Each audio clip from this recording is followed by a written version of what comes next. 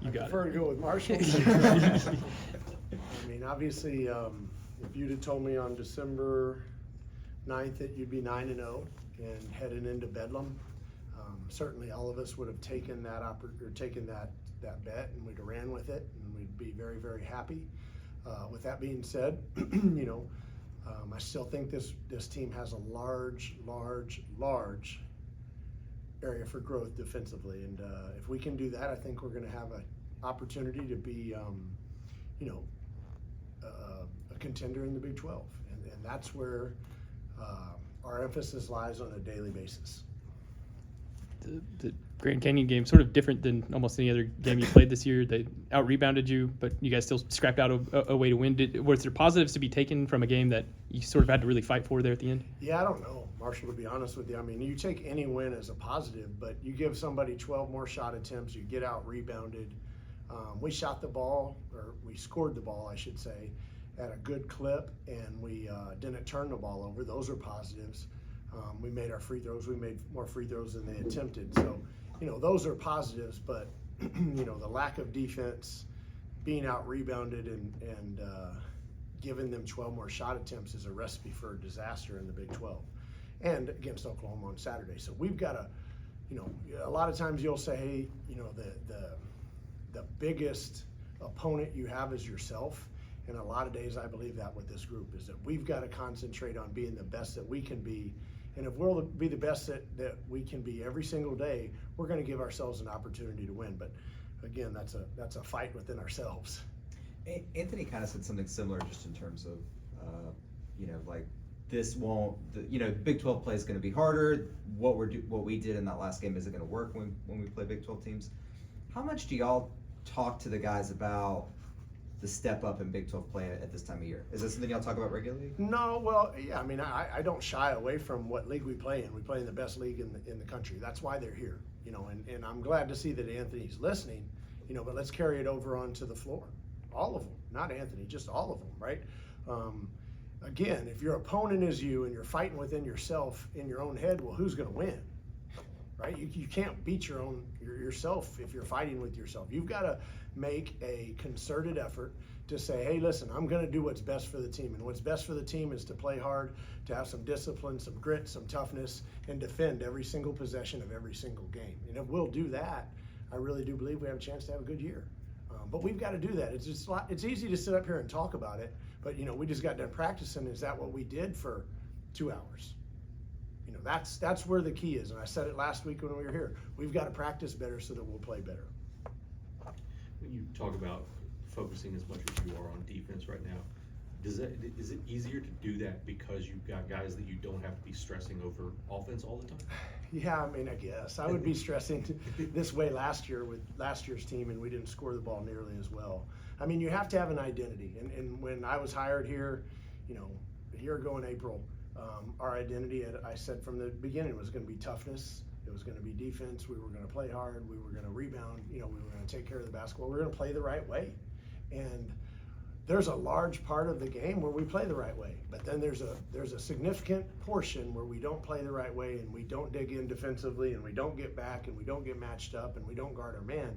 And if we fix that, man, I think we put ourselves in a really good position to have success. But we've got to fix those things. Do you think that's going to become like a light bulb moment, or is it going to happen little by little? No, it's going to happen day by day, right? Or the bench is going to continue to shrink, right? And we've got to shrink minutes and play the guys and reward the guys who do what you ask. And as we navigate, the last, include OU, I mean, the last 3 games have all been pretty good and pretty important games. So if we can make it through this, great. I want to make through this undefeated. But at the end of the day, I'm worried about January 4th, right? And that's not to overlook the 3 games after OU, but we've got to be moving the right direction on January 4th so that when we go to Texas Tech, we're ready to go. It's your second time going into this rivalry. Just sort of what did you learn about what it means to people last year, the game itself? Just sort of what are you taking into it this year? Yeah, and I told the guys this. I mean, it just means so much to so many people. I mean, it's funny how our fans and our friends and people that you know and love and are dear to you, they go, man, it's great, coach. You guys are number 9-0. You're number 27 in the AP poll. But if you lose this weekend, nobody really cares about all that other stuff. And I get it. I've not, I obviously grew up in Texas, and so I watched Texas and Texas A&M just hate one another all my life. But it sounds like the same thing here in Oklahoma. And, I listened to the fans tell me how arrogant their fans were and this, that, and the other. Well, I didn't get to experience it firsthand, but I damn sure experienced it last year when we got our butt beat in Paycom, right? Those people let you know that, hey, you just got your butts handed to you, and that wasn't a fun feeling. I'll never forget. I can't wait to see the guy on Saturday. I hope we play well. But one of those reporters out of Oklahoma City, I'm assuming he covers for Norman, but he looked at me and he goes, do you think the moment was too big for your team? I looked at him like he had lost his mind. It was a basketball game. It was a big basketball game, but man, that's not pressure. There's a lot bigger pressures that we have in this world than one basketball game. With that being said, I understand the significance of winning this game. You had a rare opportunity to watch an opponent in person before you get a chance to play him. Did you guys learn anything different about Oklahoma mannerisms or attitudes or anything like that you didn't pick up on tape? Yeah, I wish I would have gotten to watch them more. Unfortunately, you got to do media after the game, which takes up a substantial amount of time. And then after that, we had plane issues, so we had to get out of there. With that being said, our staff stuck around and scouted the game just like they did ours. And they think they're a very good basketball team. It should be a heck of a game on Saturday. It should be two great games on Saturday, to be honest with you. I mean, you've got two women's teams that are ranked in the top 25. You've got us who's close to being ranked in the AP poll, and Oklahoma, who I think is a good team. I watched their Gonzaga game, and they got down early. But in the second half, they beat Gonzaga. You know what I mean? So this Porter's got a bunch of new guys just like I do. We're still trying to find our way, but he'll have them ready to play on Saturday. I know that. When we talk about defense, Nigel Pack's obviously a stressor for any defense. What are going to be some of the challenges going against him? Well, I mean, they've got good players. Nigel Pack, I think, is one of their leading scorers, and obviously has been a ball-dominant guard who's scored the ball at several levels, for several schools for several years. I mean, he's a good player. But that's not to discount Brown or Tay Davis and all those other guys. I mean, he's got a good team. It's a different team than last year. It's very much a different team than he had last year. But, I mean, they're long, they're athletic, they can play in transition, they can shoot, they rebound the basketball at a high level. And, again, we'll have our hands full, but it should be a fun afternoon. What did you like about Christian Coleman's response last week? I thought Christian played well. Yeah, I mean, when Christian plays with a great attitude and effort and smiles and is active, man, he's as good as any forward out there. But, there's some days he's human. There's some days that we don't maybe play our best, and we've got to bottle up those days, and we've got to have more good days than bad days. And I'm happy for him. I'm happy for our team because we're certainly a better team when he plays the way he does. Steve, do you kind of feel more energy from fans kind of around the program this year? Yeah, no questions. I mean, I said it when we had homecoming, right? I mean, last year when I went to homecoming, there was some people that say, hey, coach, good luck, blah, blah, blah. But this year, I mean, you're certainly more noticeable, is that maybe the word to use, or recognizable. And when you're 9-0 and you're doing well, and there's been so much history here of success, and everybody you talk to just talks about, hey, let's get Gallagher Iber Arena rocking again, let's make it rowdy again, all those sorts of things. So when you have some success, people notice, and our fans are awesome. They always speak and say hello and tell you congratulations. And I mean, we're going to be at the crossroads here really soon, right? Where if we continue to have success, the fans are going to have to feel it, because we've said it from day one that, hey, coach, you just got to win. You got to put a good product on the floor. Well, we're winning. We're putting a good product on the floor. So let's see Paycom be full of Cowboys this weekend. Let's have a lot of orange and black in that arena, and let's dominate that arena, and then come back and follow it up next Thursday, and then next Saturday, and then whatever that is, 29th. It's time to fill the arena. It really is.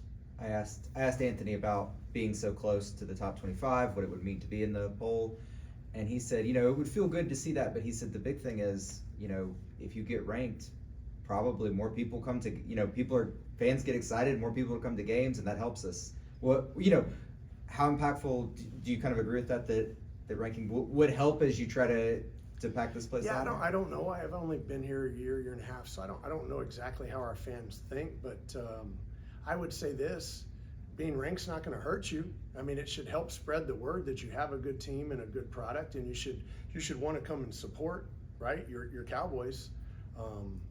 We'll take it all. Like, I wanna be ranked, you know, let's be ranked, and, you know, let's not sneak up on people. Let's be somebody that people have to prepare for. Rather than, you know, beating Iowa State when they're number 9 last year and nobody expects it. Let's expect it every single night. That's what we were brought here to do. But again, we need the fans. We can't be good at our arena without our fans. I don't know what is the record here in our year, 20-4 somewhere right in there. We're 20-4 at home in a year and a half, and by and large, our fans have been good coming to games. But we've still got not only one more step in this, we've got several more steps, right? We've still got the curtain down, and the curtain moving down. I don't want to get into all that, but the curtain moving down has helped us because it's forced people down to being closer to the floor and therefore made it louder. Well, let's raise the curtain and fill the place. That's what I want to do. I'm about that. Following up on Anthony, looking at what he did at his last 2 stops, or what he was asked to do offensively at his last 2 stops, you know, obviously he was asked to score the ball, and he seems to be showing ability to share it effectively here. Did you know he had that as part of his game? Yeah, and I don't want to put you on the spot here, but I don't think he scored the ball very well at Langston. I mean, he did, but he was 16 a game.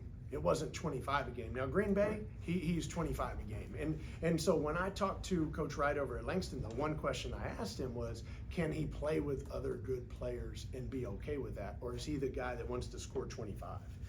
And Coach Wright told me, and Anthony both told me, Coach, I just want to win. Well, in order to win, you may have to take a little bit of a step back, right? And instead of getting 12 shots a game, maybe get 10 or maybe get 9. And you pass the basketball. I tell him all the time, and I love him, when he gets downhill, he draws so much attention. When he throws that ball back across the grain or he throws it back behind him, everybody's in the lane, and it's just getting us great opportunities to make open shots. And so nobody ever wants to be considered the decoy, right? But you're such a good scorer, and everybody knows it. When you do put pressure on the defense, especially when you get into the interior of the defense, if you move the ball out, now we're attacking closeouts, we're shooting wide open jump shots. It makes the game easier for our team. And that's what you want. I mean, the sign of a good player is scoring the basketball, but the sign of a great player is making it easier for his team. Any updates on VJ? I hope BJ is going to play. He's always going to be a game time decision, but yeah, I hope that BJ is going to play. You don't even need to ask me. Rob's not going to play, and Ben will be back here shortly. Just knock them all out at once. Makes my job easier. Yeah. Thanks, Coach.